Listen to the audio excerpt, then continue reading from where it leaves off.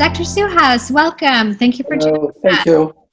We just got through about 30 minutes of our quarterly members meeting, and I was just waiting to introduce you here. So let me just share my screen again real quick. Perfect. All right. So you guys can see my PowerPoint? Yes. Okay. So I'd like to introduce our distinguished Ayurvedic expert, Dr. Suhas Kshirsagar, who is a NAMA board member. He is a BAMS from India, a world-renowned Ayurvedic physician and educator. He's the director of the Ayurvedic Healing and Integrative Wellness Clinic in Northern California. I've had the pleasure of seeing Dr. Suhas speak at many NAMA conferences, and he's always a very inspired speaker. He's the author of a couple Ayurvedic books. If you haven't heard of these, I encourage you to pick up any one of his books. The Hot Belly Diet, The Art and Science of Vedic Counseling was co-written with David Frawley, and then also Change Your Schedule, Change Your Life. So we wanted to invite Dr. Suhas with us today because we heard him speak at a NAMA panel discussion in the conference in April. And it was a great panel discussion, and Dr. Suhas's presentation in particular was just very inspiring about how relevant Ayurveda is in the times that we're in right now.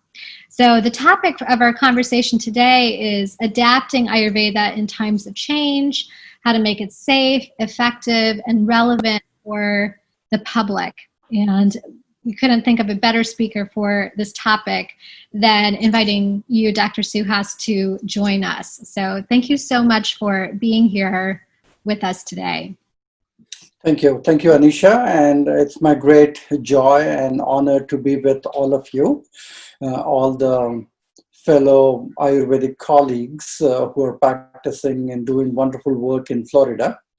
What I would like to do is I would like to probably share some of my experience in this field, and more importantly, why in the current pandemic situation, why what we have learned, what we preach, what we teach, what we practice is becoming even more relevant even for the modern scheme of things. So Anisha, would you allow me to share my screen, because I would just like to open a few slides and talk about it along with that. So you have to make me a host, and then I'll give it back to you after I'm done during the Q&A session. Okay, so here we are. You can see my slides here. Perfect.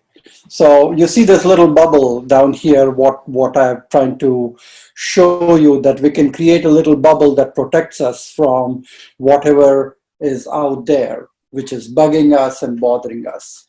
So we'll be talking about some of these things from the Ayurvedic perspective. And what is unique about this is something where we try to understand Ayurveda as a lifestyle medicine.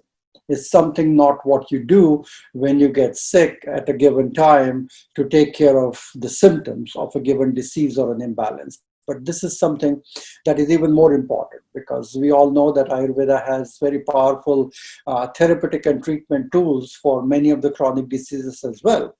But I think the core message that Ayurveda has always talked about, especially as a sister science blended with yoga and Ayurveda together, which I have always tried to highlight in my books, The Hot Belly Diet, The Vedic Counseling, Change Your Schedule, Change Your Life, which is all about chronobiology, understanding the impact of time, how we think, how we live, what time do we eat, what time do we exercise, and more importantly, trying to decode the very mystical concepts in Ayurveda which are pertaining to Agni and Ama. And I think we need to create a little modern lingo of understanding why we actually look at many chronic diseases that we see out there. Could be cancer, could be heart disease, diabetes, depression, hormonal imbalances. But the roots of many of these diseases are stemming from stress and inflammation and poor diet and nutrition and toxicity, lack of sleep, poor, unhealthy, unhappy relationship, nutritional deficiencies, toxic load, lack of exercise. We all know this. And I think where medicine is heading right now is it is evolving from a symptom-based, a disease nomenclature-based medicine to an integrative functional approach to diseases and health together. So this whole science of integrative and functional medicine is very Ayurvedic in nature, because we do all want to go to the root cause of diseases. Why and how do we create a conducive state for the disease to happen, to flare up, and create multitudes of complications related with that. So I think the very seat, and especially all of you as budding Ayurvedic practitioner, there's a ton of our work which is laid out clearly for you out there, especially where you guys are in Florida, where there's so much of senior citizen population around, where they have almost reached to a stage. And if you look at how many people above 50 years of age are not taking any pharmaceutical, can you guess? It's less than 3 to 5% of people, of adult population who's above 50 years of age, who are not taking any prescribed pharmaceutical. So your work is simply cut out for you. And if you can keep them away from those pharmaceuticals, which do not really fix anything. About 80 to 87% of the pharmaceuticals that are out there do not cure anything. Antibiotics do not cure anything. Pain medications, hyperacidity, heartburn, various medications do not really cure anything. They are just keeping them engaged and creating even more diseases. So I think this is high time for us as smart Ayurvedic practitioners to engage into discussion with our clients to actually help them understand that your body is a process, not a structure. And these are all age-old Ayurvedic sutras and concepts that we talk about, because in fact, how you style your life, Ayurveda is the original lifestyle medicine. It has always believed that it is not just bunch of cells and tissues coming together, but it's the field of energy and information. And you can constantly reprogram your thoughts, ideas, habits, and change it differently. Ayurveda, in fact, is a science of epigenetics, because what you do in your environment is exactly happening in how you expresses healthy or unhealthy genes. Whether you turn on a genetic switch, which is going to create health and happiness, or create diseases. So your genes, this was an old school thought that once you're born in a family, you're going to have a disease of some kind. But now we all know that only 5% of genes are fully penetrant, 95% are reprogrammable. So it all boils down to what you think, how you make choices, what movies you watch, what company you keep, what friends you have, what books you read will simply change how your body behaves. You can lengthen your telomeres, you can reverse your aging process, and more importantly, you have to change your relationship with time. Because one of the biggest debate that I have with my patients all the time is that they don't have time for themselves, for eating the right foods, for exercising at the right time, going to bed at a proper time. If you change your relationship with time, so many things will change. And I think we need to create a template of modern day Ayurveda where self-awareness leads to self-regulation. So the moment you are being aware of who you are, your body type is, what you think, what the choices you are making, you are able to transform and reinvent your body exactly from that perspective. Because Ayurveda, in fact, is a lifestyle medicine. And what we know now, that about 80% of all the chronic diseases that exist out there, heart disease, diabetes, autoimmune condition, can not only be prevented, but also be reversed by simple changes in diet and exercise and effective stress management. And what better than all the barefoot doctors that we are creating through all the Ayurvedic schools? Because at the end of the day, the challenge is not those 5-7 minute medical consultations. If you can hold someone's hand, guide them and understand what the challenges are in their diet or lifestyle, or give them tips and tools and skills to develop to become a health conscious person. Because the medicine has to evolve in a personalized medicine. And what we know from an Ayurvedic perspective is to identify the differences in the genetics and the metabolic differences between individuals, and then create a plan. Create a plan which is maybe a Vata Pitta Kapha balancing regimen or treatment programs or herbs or protocol based upon those differences. Because what we used to talk about earlier, that this is the Vata pacifying diet or a Pitta or Kapha pacifying diet, is the field of nutrigenomics. What we are painfully realizing that there are certain things in those foods which affect people differently. How Kapha people are sensitive to carbohydrates, how Pitta people are affected by hot and spicy foods, or how Vata people are affected by cold and dry foods. This is not a mystical tradition coming from an ancient, outdated science. This is the latest cutting edge medicine that we know. And this technology, how effectively you can balance that with science and with wisdom.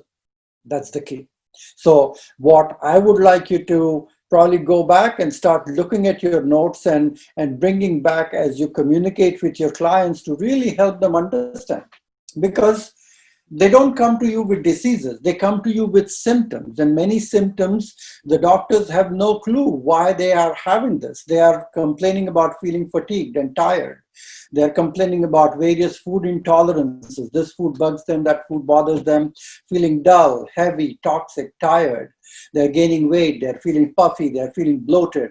They have lack of focus, concentration, poor sexual desire, performance, restless sleep, and emotional up and down roller coaster. There's no specific ICD code that you can circle for all of this. What is going on underneath this outside physical picture might be subtle imbalances that you can go through specialty lab testing and kind of figure it out. You might have some adrenal exhaustion going on, or cortisol dysregulation. There's an inflammatory marker that are going up, or there is a low-grade chronic inflammation, maybe in the gut, in the system. There's a metabolic dysfunction where the Agni has slowed down and the Ama is accumulated and clogging the Srotas. There's an insulin resistance developing. That's why you are feeling sleepy and sluggish after eating. You're having leptin resistance. You're having gene mutations that you are not even aware of, that you're prone for creating cancer or autoimmune condition. You name it and you can create it. So as we look at our life and especially our patient, we're actually seeing this situation.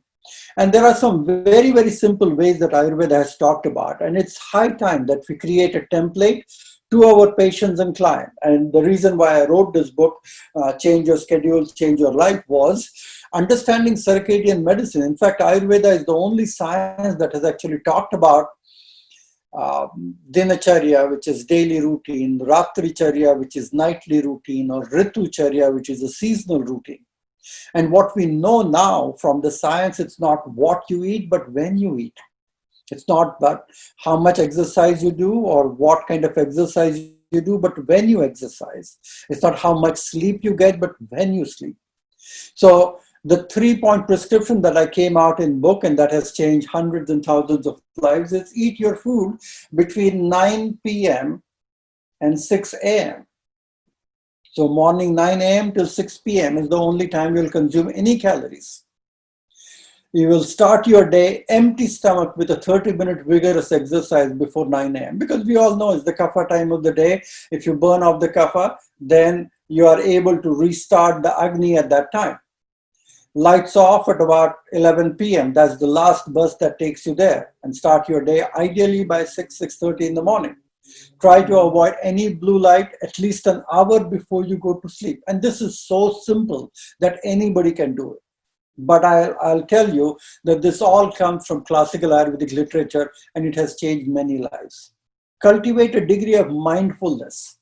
Be aware of everything that you do, because the pillars, the tripod that we have always talked about, is diet, sleep, and exercise. They all feed off each other. If you're eating the right foods, then you have enough energy to be physically active and do physical exercise, movement. If you do those, then you are pleasantly tired to have a deep quality sleep. And if you get a good night's sleep, then you wake up more energized and restful and alert. So I think using the concept of Ayurveda and creating a simple applicable template, I think is the need of the hour. And there's no pun intended here, but I think that's where we want to make sure. Another important area of Ayurveda that is we have always talked about is the gut-brain connection. You must have heard many of your teachers and faculty members talking about the physical ama, the mental ama, this and that, but now we know the science behind it.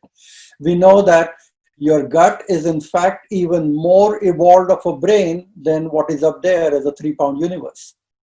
Because if your gut is unhappy, it is affecting your weight gain, bowel movement, nutrient delivery, absorption, microbial balance.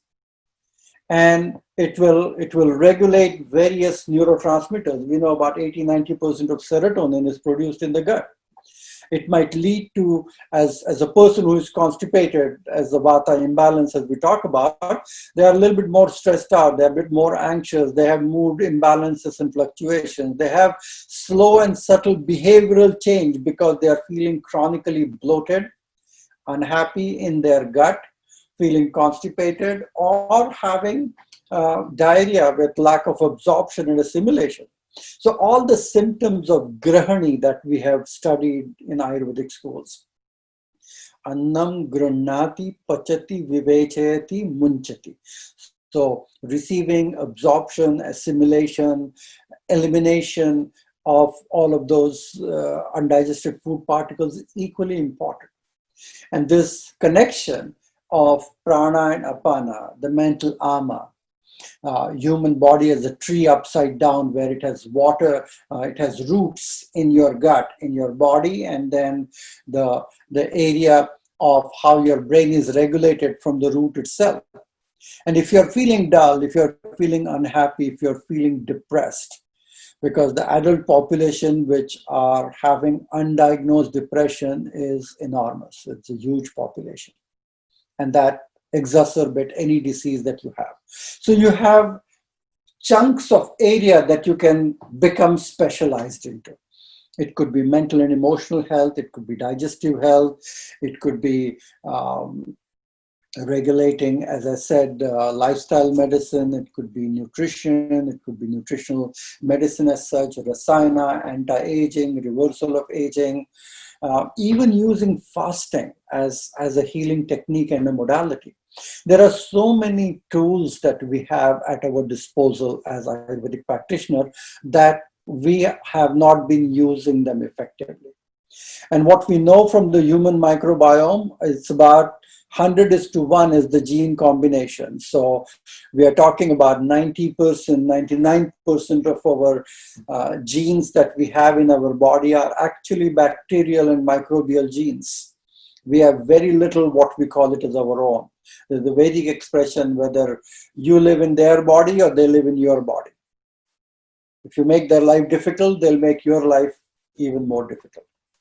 So even before Hippocrates started talking about all diseases begin in the gut, Ayurveda has been talking about Amashayota and Pakvashayota Vyadhi for a very, very long time. So regulating gut, having a high fiber diet, creating, binding and improving gut bowel movements. One thing that we all missed over there is that it's not only the ENS and the CNS which is hinged at the gut. It is the immune system which is hinged there as well. The immune activity, what happens in the gut, is phenomenal. And so as we try to understand, these silos are getting dissolved now completely. The circulatory system, the renal system, the hemopoietic system, they're all dissolved. And the new lingo and the language that the modern medicine is coming out is very similar to Ayurveda. I go and teach around in the country for many physicians, various medical schools and colleges, and offer CME courses for various doctors. I recently gave a keynote at the Institute of Functional Medicine International Conference. What I hear is music to my ears because everybody is talking the language of Ayurveda. Everybody is talking about the language of Ayurveda because, especially in the light of this pandemic, what we know, it is very little to do with the lungs. It is very little to do with the lungs because it's not what that little microbe is doing to you. It is called as control by the host. is how your host is going to respond to that. That's how you are going to respond to this. Whether you talk about symptomatic people, asymptomatic people, various systems get involved. It might get affected as an airborne infection affecting to your lungs itself. But the response that your lungs are doing to this little microbe is not coming from the lungs itself. It is a systemic response.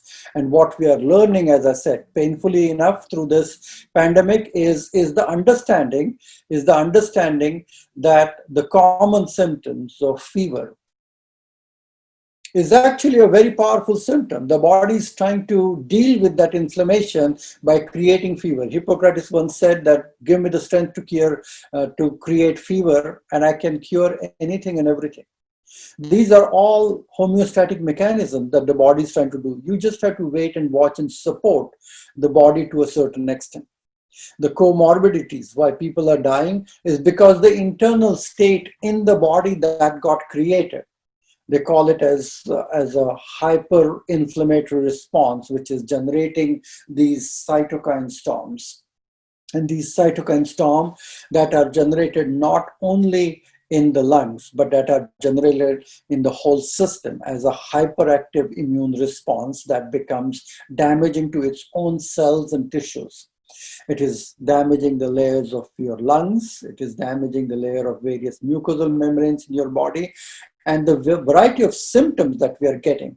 And they are even diarrhea or fever or even cough or mucus or breathlessness or terrible headaches. These are all various signs of this inflammatory response in the body. And I think what is unique about all this is having an understanding that you are using the cells of the immune system to give you an idea what you need to be doing.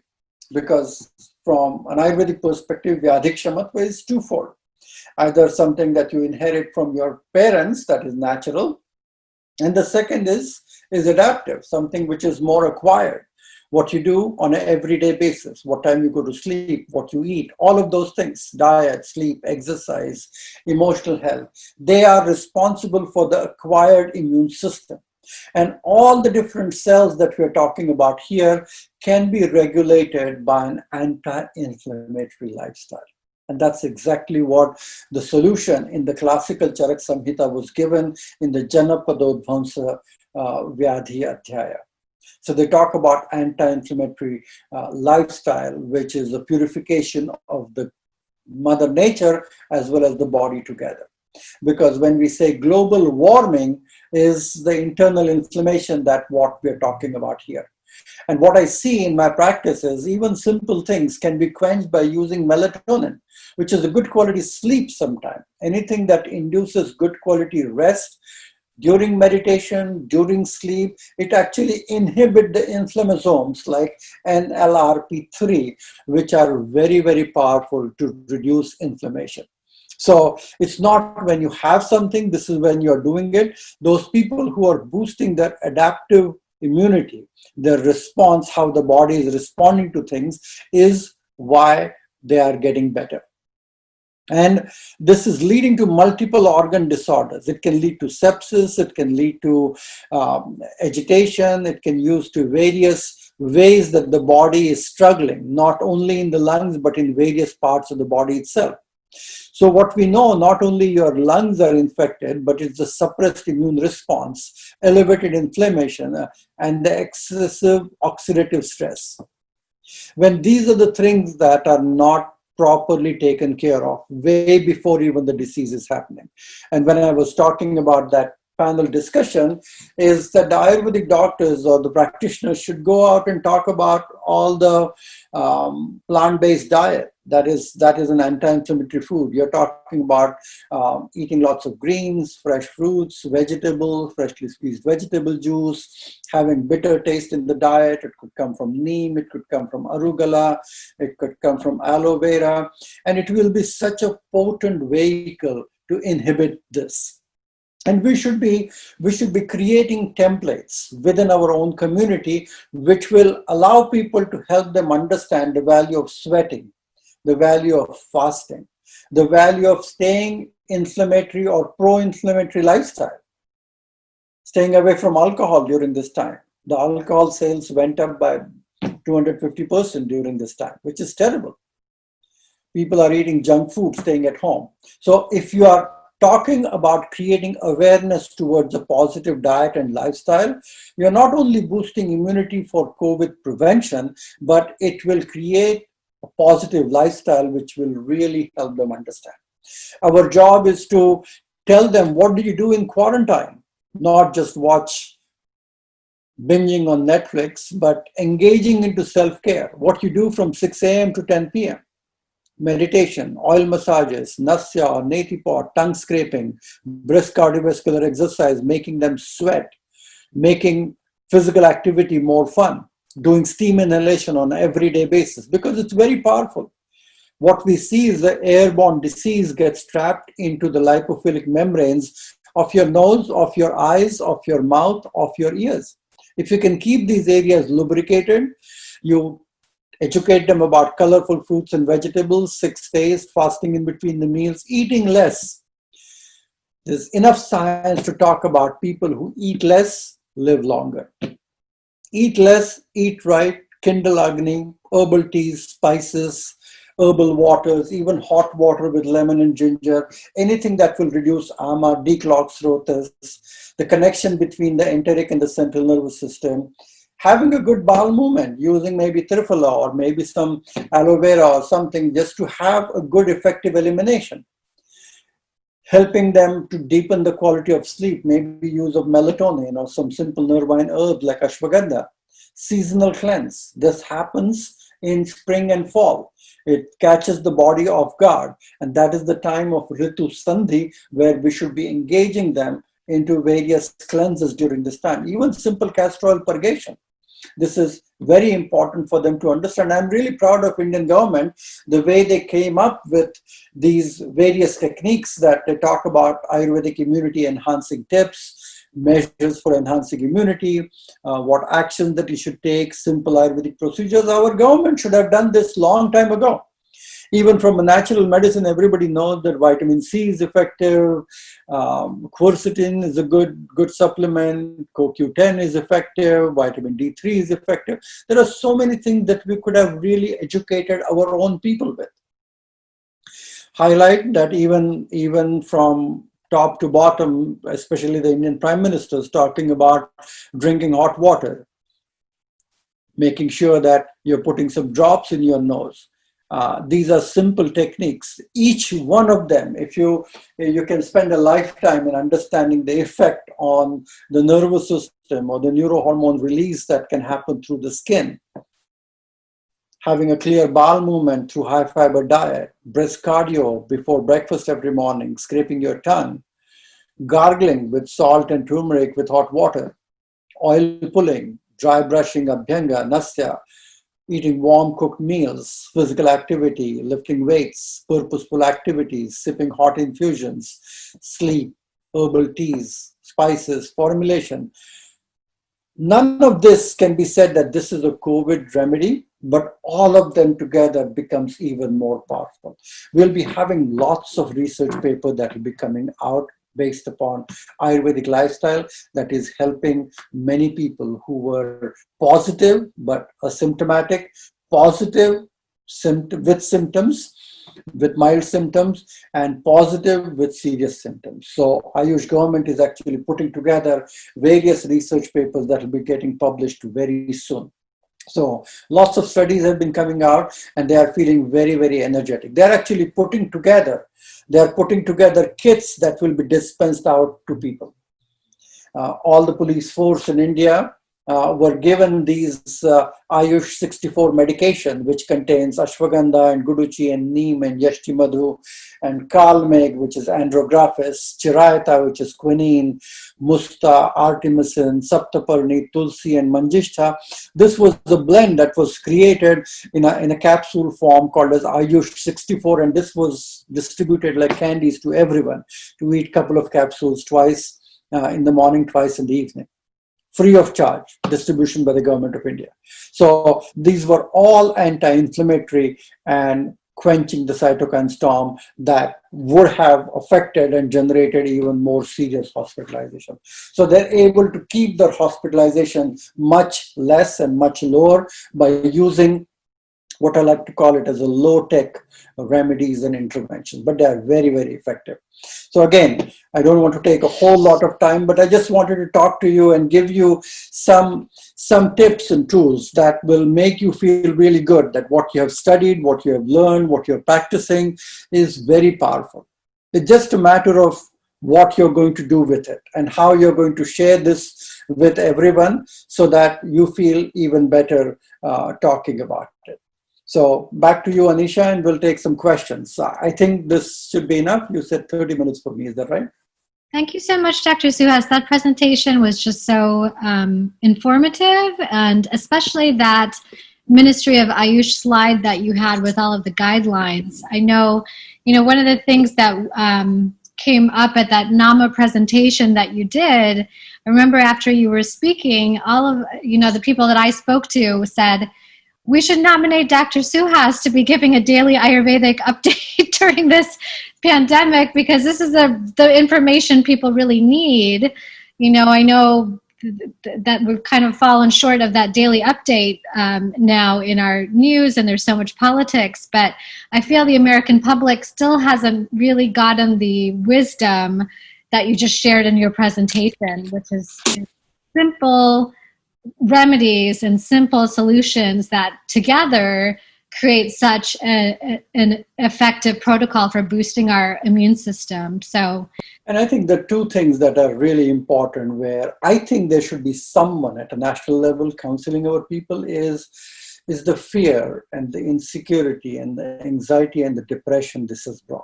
Okay, people feel stuck and stagnant and really, really worried about the future, and that devastates the immune system even further.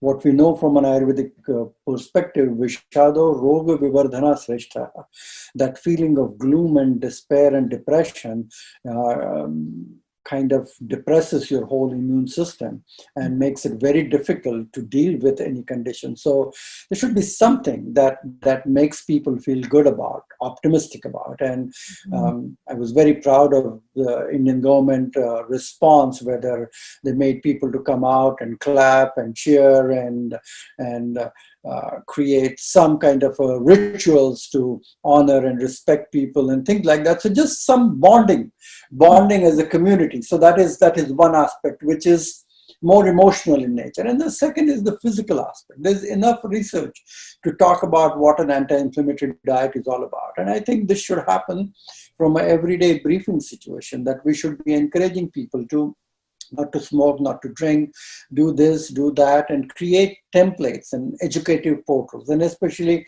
what you guys are, you are barefoot doctors. So whatever you can do to your clients and patients and talk to them and encourage them so that they don't feel lonely or stuck on an island somewhere. Mm-hmm.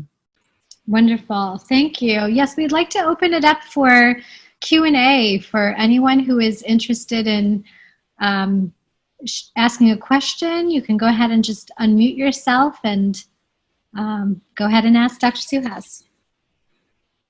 Can you hear me? Yes. Yes. Thank you.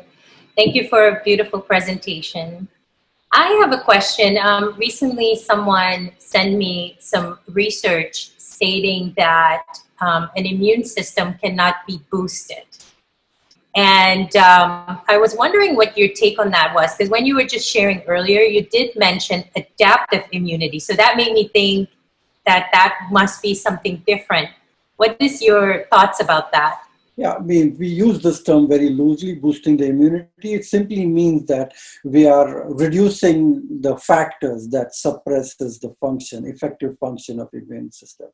The immune systems are the cells that should go and travel to the site where they need to be. If they're unable to reach there in time and take care of whatever the troubleshooting or the fire something has started, that is where the problem would happen. And so it is more related with regulating the immune system. That is more of a better Ayurvedic word, because if it is underactive, it will bring it up to the par. If it is overactive, it will bring it down so that it doesn't damage the body itself. But that's a good point, and I fully agree with that, Helen. Good question. Thank you so much.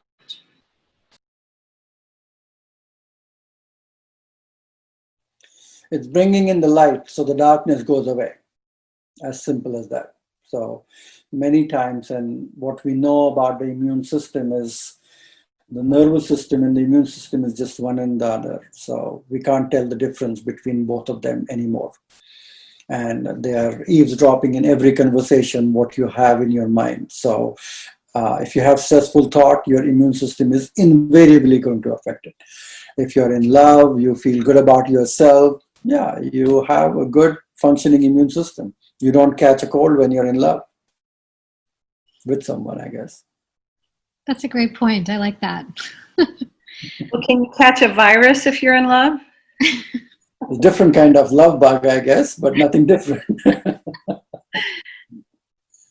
One of the takeaways from the NAMA conference, I listened to you and I was so inspired because you seem to want to rally all of us to be the leaders and to actually teach the people around us how they can cope with their lives through Ayurveda. And it inspired me to be more proactive. But I think we're all looking for a leader. We're all looking for, and I don't mean politically, I mean, we're all looking for a leader to turn to. And in our communities, we could be that. Do you have any suggestions on how you've seen this work in your community or your area or other areas that you've been involved with?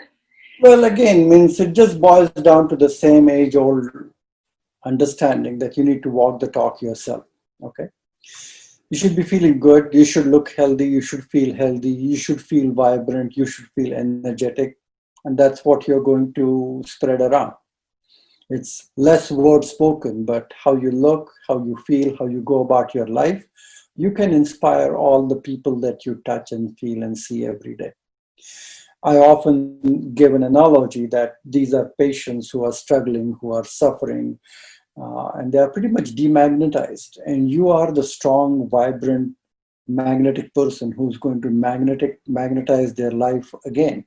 Okay, so what you do, how you do your own sadhana, how you do your own practice of exercise, sleep, meditation, eating clean foods, that is what is going to come out as your life experience. So the requirements for a good Ayurvedic practitioner is to lead a good, decent Ayurvedic lifestyle and slowly start talking to people and guiding them one step at a time and identifying where are the areas that will help them shift and change.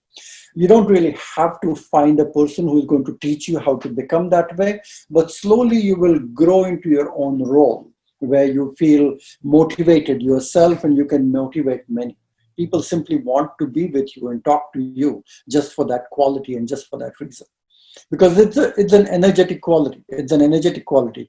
And it will reflect into your thoughts, speech, deeds, action, everything that you do. So it's a high bar, but I think that's the reason why we are in this field, because we are all learning our own ways. We are all imperfect in our own ways, but we are trying to get better. And the patients make us capable to help them. That's the good side. It's a double-edged sword where it helps us and we become capable to help them. So I think that is the unique quality. And I mentioned that in my book, The Art and Science of Vedic Counseling, because many times we attract those kind of patients that we want to attract to fix ourselves. It comes flying back in our face. And once it comes flying back, God forbid, once in a while, we will overhear ourselves telling others what to do, and we start doing those things ourselves. And I think that is the way to grow, and that's the way to become a better practitioner that way. You can't fix everyone. You can't fix everyone, but slowly you will develop a way where it's going to help you heal and become capable of talking about it much more confidently. I would like to add something. I really appreciate your thoughts and comments on the integrative part of the medicine. Having myself dealt with liver disease, cirrhosis, possible liver transplant, diabetes, using metformin, high blood pressure, having to take lisinopril. I was never offered the option of changing my lifestyle or my eating habits or anything else. Here, take this pill and have a nice life. And I even asked the doctor, I said, well, what if I change my lifestyle or change my eating habits? And I'll never forget, he told me, well, it's nice to think we will, but we won't. So you'll just take this metformin and here's your lisinopril and do what you can and buy. And I understand that they have to see so many patients and not everyone's willing to do what they need to do. But I believe that we need to get out there and let them know that there is hope, because again, having been on the UNOS transplant list with a possible liver transplant, like I said, no longer on the list, reversed my MELD score, went back down below 15 to where I'm no longer even on the list, no longer on metformin, no longer on lisinopril. And this was before I even knew about Ayurveda, but I knew that there was a different way. There had to be. That's when I started doing my research and learning about herbs and supplements and minerals. So I know that people need to know this, because even though 99 people you see might not listen to you or take your advice, there's that one person out there that will, and that person will share it with somebody else, and that person will share it with somebody else. And eventually it will spread, and it might take a long time. We may not be here to see it widely acknowledged and accepted, but we can't give up the hope that we can change people's minds and attitudes towards your health. You don't want something just to forget about the pain. You want to get rid of the suffering and the pain, not something to mask it. Because when that medicine is no longer available to you, everything comes back. You haven't fixed anything. You've just hidden the problem. Well, I really admire and appreciate your efforts, Eric, and wish you all the best. This is very commendable, and I'm so proud of you. The challenge is they know what they know. Means I don't blame them, because they are trained in certain way to think, behave, and act, and that's what they're doing. So it's beyond their purview to really understand what possibilities of reversal of any chronic disease could be. But they should not take away the hope. Okay, they should not take away the hope. And doctor and patient is just on one team. It's not that. If I'm going to tell you those things and you're on a different team. The challenge is quite commonly there are people who are literate and who are willing to empower themselves to bring on the changes, like you, are very few. And that cannot be applied to everyone, but that option should never be taken away. And there are numerous testimonials and remissions, including cancers and terrible disease and things like that. I recently had a patient who they found a little lump in her breast, okay? And they were ready for bilateral mastectomy for her. And they did the mammogram, they did a needle biopsy, which came out inconclusive. They were not sure, but they say that you are at this age and we would not only take this, but we'll take both the breast out and everything would be fine. And she was a patient with us for some time. She came back with this suspicious diagnosis. We put her through a prep for about a month, completely changed her diet, put her on some special lymphatic tea, went through a panchakarma for about 1 week or so. In 5 to 6 weeks, she went back for a repeat mammogram and repeat needle biopsy. And they told her, we don't see anything anymore. They thought that what we found was just a fibrocystic lump. It has gone away. And I don't think there's anything that you should be worried. We'll just do once a year mammogram to see whether if anything comes back. But I don't think you need any bilateral mastectomy of any kind. So many times it is insecurity. If I see your blood pressure, which is 150 by 110, and I don't give you a pill and you get a stroke tomorrow, and I would have just told you to maybe just eat a little less salt and lose 10 pounds and come back to me in a month, and during that 1 month, if you get a stroke, their butt is on fire. So it is insecure. It is not regulated by the doctor-patient care. It is health maintenance organization that brings in this whole picture, gets muddled completely. They are following the rules and the norms, what you're supposed to do, what you're not supposed to do.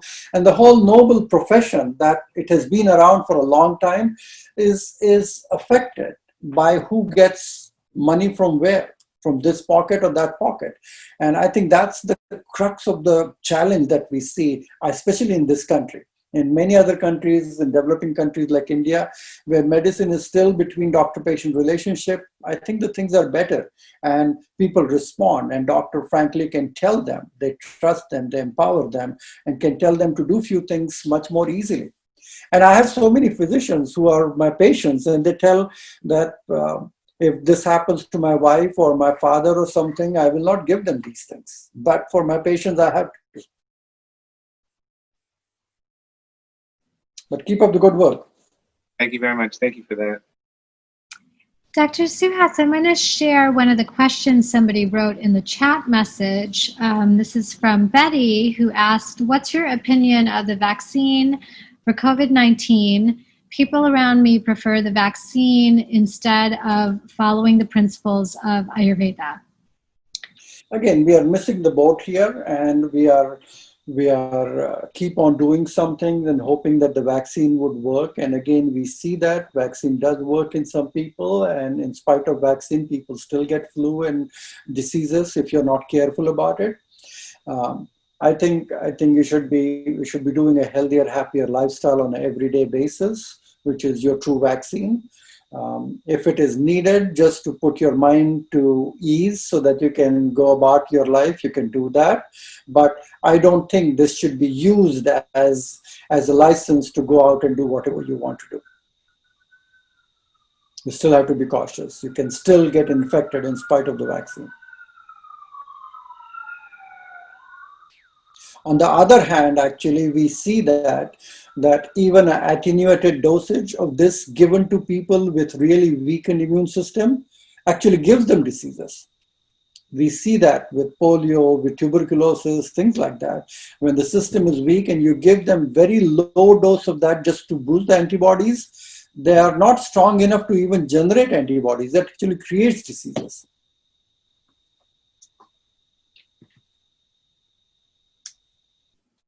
And again, finding a drug, finding a novel cure or a vaccine that will eradicate things, I think it's high time that we use this opportunity to look at our medicine completely differently.